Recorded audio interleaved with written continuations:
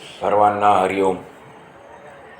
शुकासारिखे पूर्ण वैराग्य ज्याचे, वसिष्ठापरी ज्ञान योगेश्वराचे. कवी वाल्मिका सारिखा मान्य ऐसा, नमस्कार माझा सद्गुरु रामदासा.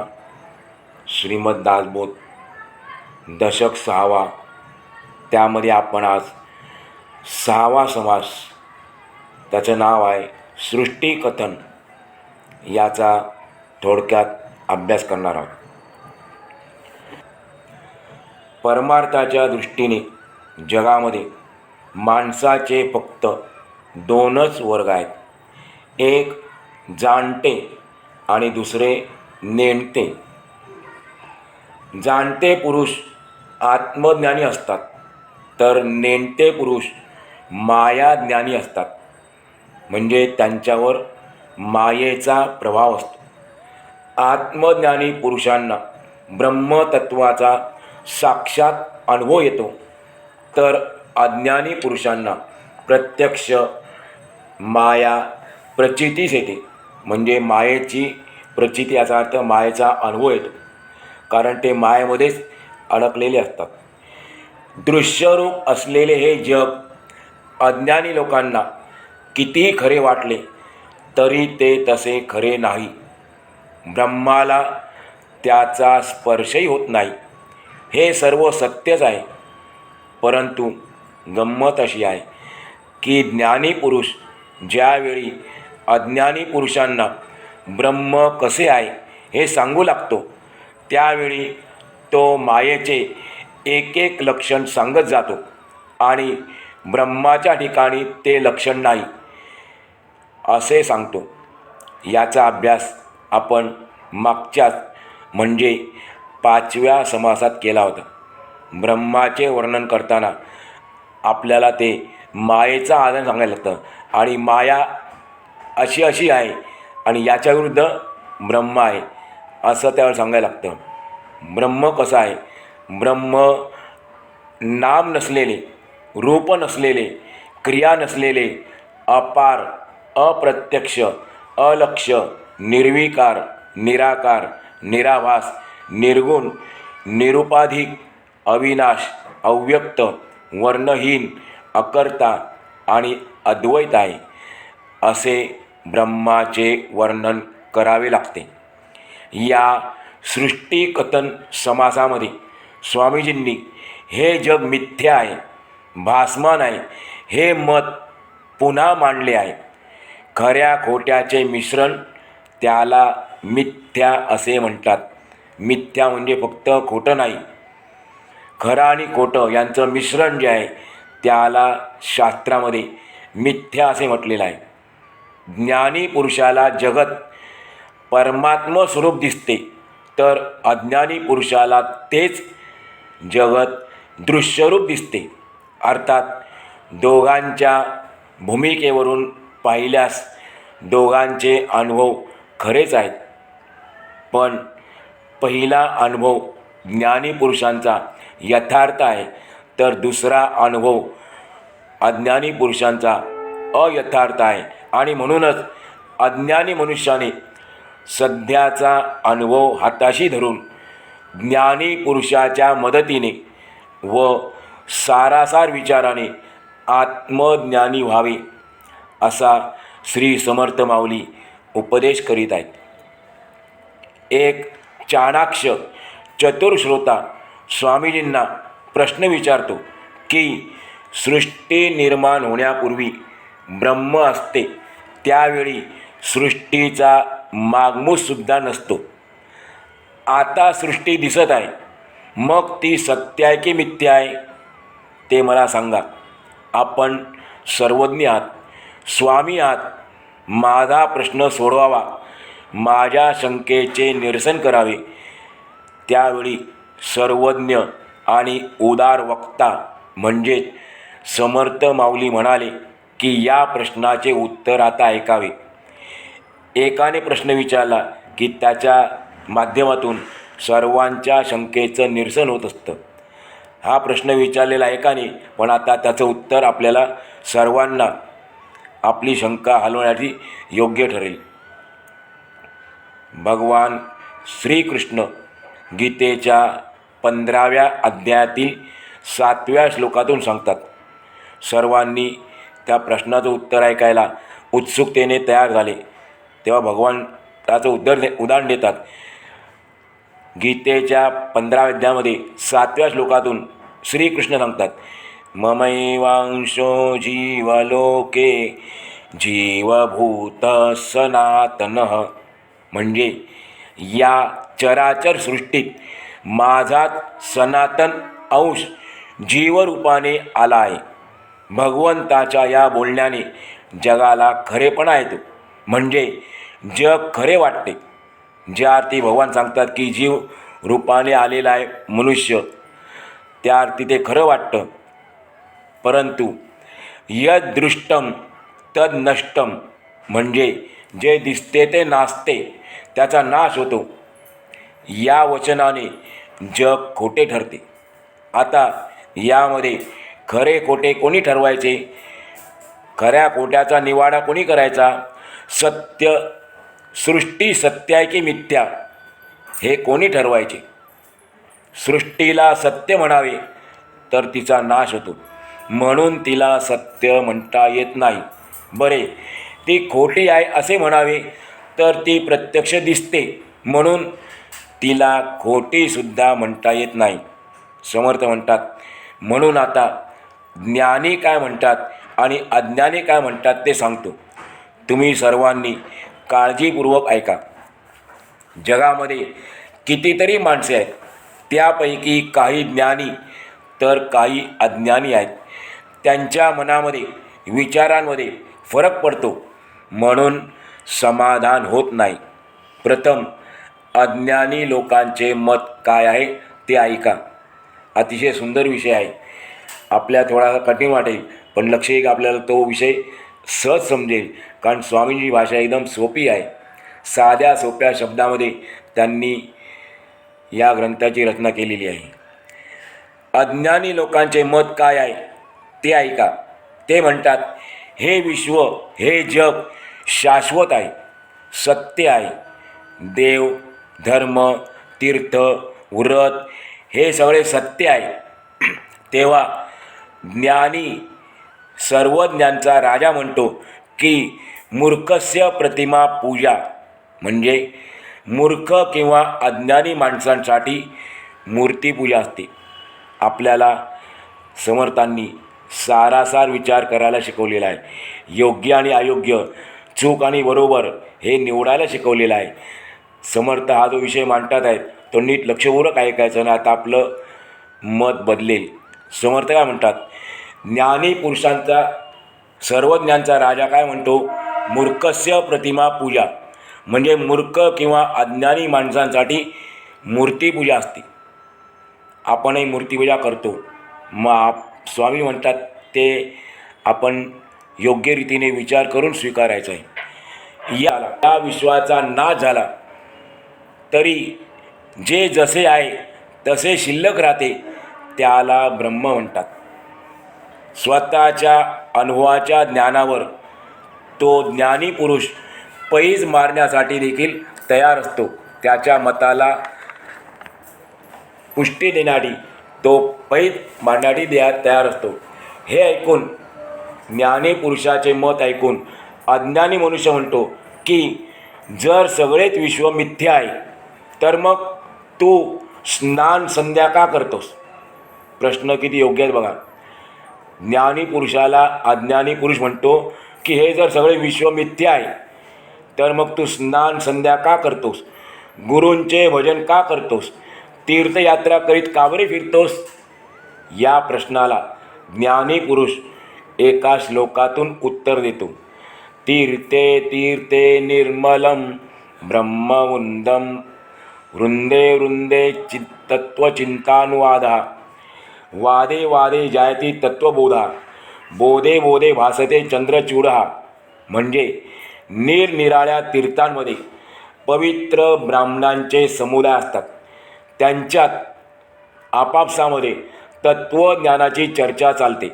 त्या चर्चेमधून तत्त्वबोध होतो, म्हणजे आत्म्याचे स्वरूप निश्चित होते आणि त्या निश्चयातून शंकराचे अर्थात ईश्वराचे ज्ञान प्राप्त होते. आणि हे स्वयं शंकराचेच वचन आहे. म्हणून तीर्थयात्रा करीत फिरतो, गुरूंचे भजन करतो. यामध्ये सद्गुरूंची उपासना करायला शिकवली आहे. शंकराने स्वतः गुरुगीता सांगितली आहे. आता सद्गुरूंची उपासना, त्यांचे भजन कसे करावे प्रश्न आहे. तर प्रथम सद्गुरूंना शोधावे आणि ओळखून काढावे. त्यांच्याजवळ आत्मज्ञानाने मिळणारे समाधान असते. ज्याला आत्मज्ञान होतं, स्वस्वरूपाचं ज्ञान होतं, तो अखंड समाधानी असतो. ते समाधान आपण स्वतः विवेकाने सद्गुरूंपासून मिळवावे. सद्गुरूंच्या खऱ्या स्वरूपाचे वर्णन करणारा एक श्लोक आलेला आहे, जो बऱ्याच जणांना पाठही आहे. तो असा आहे: ब्रह्मानंदम परमसुखदम केवलम ज्ञानमूर्तिम द्वंद्वातीतं गगनसदृशं तत्त्वमस्यादिलक्ष्यम् एकं नित्यं विमलमचलं सर्वधी साक्षीभूतं भावातीतं त्रिगुणरहितं सद्गुरुं तं नमामि. या श्लोकाचा आपण आता अर्थ ऐकूया. सद्गुरू स्वतः ब्रह्मानंद स्वरूपच असल्यामुळे ते श्रेष्ठ आणि परमसुख देतात. ते केवळ ज्ञानाचीच मूर्ती असतात. ते द्वंद्वातीत, म्हणजे द्वंद्वाच्या सुख दुःख इत्यादी द्वंद्व आहेत, या द्वंद्वाच्या पलीकडे गेलेले असतात. आकाशाप्रमाणे ते विशाल आणि अलिप्त असतात. त्यांना तत्त्वमसी, म्हणजे ते ब्रह्म तू आहेस, याचा साक्षात अनुभव घेतलेला असतो. ते ब्रह्माप्रमाणे एकरूप, नित्य, निर्मल, पवित्र आणि अचल असतात. सद्गुरू सर्वांच्या हृदयात साक्षी रूपाने राहतात. ते भावातीत, म्हणजे भावाच्या पलीकडे गेलेले, आणि त्रिगुणातीत, म्हणजे तिन्ही गुणाच्या पलीकडे गेलेले असतात. म्हणून अशा सद्गुरूंना मी वंदन करतो, असा त्या श्लोकाचा अर्थ आहे. हे गुरुगीतेचे वचन आहे. हा जो श्लोक आलेला आहे तो भगवान शंकराने सांगितलेली गुरुगीता त्यातला आहे. त्यामध्ये अशा प्रकारे सद्गुरूंचे स्वरूप वर्णन केले आहे. त्या स्वरूपाचे ध्यान लागल्यानंतर सर्व दृश्य मावळते. मग त्या ठिकाणी हे विश्व आहे आणि ते मिथ्या आहे अशी जाणीवसुद्धा उरत नाही. म्हणून ज्ञानी म्हणतात, आधी सद्गुरू शोधावा, त्याला ओळखावा, म्हणजे त्याच्या संगतीने व उपदेशाने हे विश्व मिथ्या आहे असा निश्चित अर्थ आपल्या हृदयात ठसतो. ज्ञानी माणसांचे हे बोलणे श्रोत्याला आवडले नाही. तो वाद करू लागला आणि म्हणाला की तुम्ही श्रीकृष्णाला अज्ञानी कसे बरे म्हणता? जीवभूत सनातना ममैवांशो जीवलोके जीवभूत सनातना असे भगवान श्रीकृष्णाने स्वतः गीतेत सांगितले आहे ना. हे वचन सांगणाऱ्या कृष्णाला तुम्ही अज्ञानी म्हणता तरी कसे? श्रोत्याने अशा रीतीने आक्षेप घेतला व तो मनामध्ये दुःख करू लागला. आता चतुर श्रोत्यांनी, म्हणजे आपण सर्वांनी, या आक्षेपाला स्वामीजींनी दिलेले उत्तर सावधपणे ऐकावे. ते म्हणाले, गीतेमध्ये श्रीकृष्ण जे काही बोलले त्याचा योग्य अर्थ तुला कळलाच नाही, म्हणून तू विनाकारण दुःख करीत आहेस. 10व्या अध्यायातून भगवान स्वतः सांगतात, अश्वत्थ सर्व वृक्षाणाम, म्हणजे सर्व वृक्षांमध्ये पिंपळ मी आहे, म्हणजे पिंपळ ही माझी विभूती आहे. पण पिंपळावर घाव घातला की तो तुटतो. 2ऱ्या अध्यायात भगवान सांगतात, नैनम छिंदन्ति शस्त्राणि नैनं दहति पावकः न चैनं क्लेदयन्त्यापो न शोषयति मारुतः. म्हणजे याला शस्त्रे तोडू शकत नाही, अग्नी जाळू शकत नाही, पाणी भिजवू शकत नाही, वायू सुकवू शकत नाही. श्रीकृष्ण सांगतात, अरे बाबा, माझे स्वरूप असे आहे की ते शस्त्राने तुटत नाही, अग्नीने जाळता येत नाही आणि पाण्यात कालवले जात नाही. पण पिंपळ शस्त्राने तुटतो, अग्नीने जळतो, पाण्यात कालवला जातो, म्हणजे तो नाशिवंत आहे. जर पिंपळ तुटतो, जळतो, बुडतो, तर मग श्रीकृष्णाच्या दोन्ही वचनांचा समन्वय कसा करायचा? समर्थ सांगतात, सद्गुरूंच्या मुखाने ऐकल्यानंतरच अशा वचनांचा समन्वय साधला जातो, त्यावर प्रकाश पडतो. नाहीतर मग ऐकणारा अज्ञानाच्या अंधारातच राहतो आणि चाचपडत राहतो. गीतेमध्ये भगवान कृष्ण पुढे सांगतात, इंद्रियाणां मनश्चास्मी, म्हणजे मनुष्याचे जे मन आहे ते सुद्धा मीच आहे. हे जर खरे आहे तर मनाच्या चंचल उर्मीला, आपलं म्हणजे चंचल आहे, अनेक लहरी येत असतात, त्यावर मग या चंचल उर्मीला आपण आवर का घालायचा? जर मनुष्याचे मन स्वतः भगवंतच आहे तर आपण या मनाला आवर का घालायचा? एकीकडे सांगायचे मन भगवंताची विभूती आहे आणि दुसरीकडे त्यात मनाला आवरायचे असे सांगायचे. मग यात विरोधाभास दिसतो. तेव्हा समर्थ सांगतात, श्रीकृष्ण असे बोलले याचे कारण हे आहे की त्यांनी आपल्याला साधन मार्ग दाखवला, साधना कशी करायची ते शिकवलेलं आहे. त्यासाठी समर्थ दृष्टांत दिलं. जुन्या काळातला दृष्टांत आहे. लहान मुलांना खडे मांडून ओनामा शिकवावा, तशातला हा प्रकार आहे. लहान मुले खडे घेऊन खेळतात, त्या खड्यांच्या मदतीने आई त्यांना अक्षर ओळख करून देते. त्याप्रमाणेच अज्ञानी माणसाचे मन दृश्य जगात रमते. त्या जगातील वस्तू घेऊनच परमात्म चिंतन कसे करावे हे विभूती रूपाने भगवंताने आपल्याला दाखवले आहे. हा दृष्टांत किती समर्पक आहे आपल्या लक्षात आलं असेल. भगवान श्रीकृष्ण तर सर्वज्ञ आहेत. ते कधीही चुकीचे सांगणार नाहीत, अयोग्य सांगणार नाहीत. त्यांच्या बोलण्यात जो विरोधाभास दिसतो त्याचे हेच कारण आहे. त्यांच्या वचनांचा समन्वय करण्यात देहबुद्धीने केलेला वाद उपयोगी पडत नाही. वेद, शास्त्रे, श्रुती, स्मृती यांच्या वचनांमध्ये परस्पर विरोध आढळतो.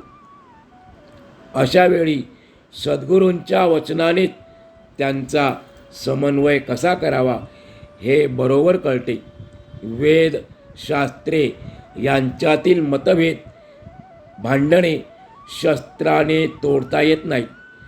ते कोणीच मिटवू शकत नाही.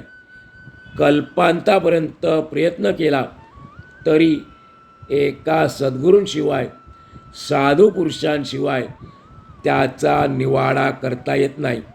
म्हणून स्वामीजी सांगतात, वादाने वाद वाढतो, त्याला शेवट नाही. म्हणून शहाण्या माणसाने संवाद साधावा, वादाच्या भानगडीत न पडता संवाद साधावा आणि आपलं परमार्थातलं जे ध्येय आहे, उद्दिष्ट आहे, ब्रह्मानंद प्राप्ती, ती ब्रह्मानंद प्राप्ती आपण करून घ्यावी. पूर्वपक्ष आणि सिद्धांत हे शास्त्राचे संकेत आहेत. त्यांचा खरा योग्य अर्थ साधू पुरुषांच्या, सद्गुरूंच्या उपदेशाने निश्चितपणे आपल्याला कळतो. वादामध्ये एकापेक्षा एक अशा वरचढ शंका असतात आणि त्याला एकाहून एक अशी उत्तरेसुद्धा दिली जातात. अशा प्रकारे पूर्वपक्ष आणि उत्तरपक्ष वेदशास्त्रांमध्ये इतके आहेत की ते सांगणे कठीण आहेत. किती आहेत ते सांगणे कठीण आहे. म्हणून मनुष्याने वादविवादाच्या नादी लागू नये आणि संवाद साधावा. कारण संवाद केल्याने आत्मस्वरूपाचा अनुभव येतो आणि ब्रह्मानंद प्राप्त होतो. वादाने वाद वाढतो. संवाद केल्याने आपल्या मनातील संशय नाहीसा होतो. या सृष्टीबद्दल आपल्या मनामध्ये जो भाव आहे की सृष्टी खरी आहे, पण ती खरी नसून भासमान आहे, भ्रमात्मक आहे, आपली कल्पना आहे. आणि म्हणून या सृष्टीबद्दल स्वामीजी आपल्याला आणखी काही गोष्टी सांगणार आहेत. आपण त्याचा अभ्यास पुढच्या करणार आहोत.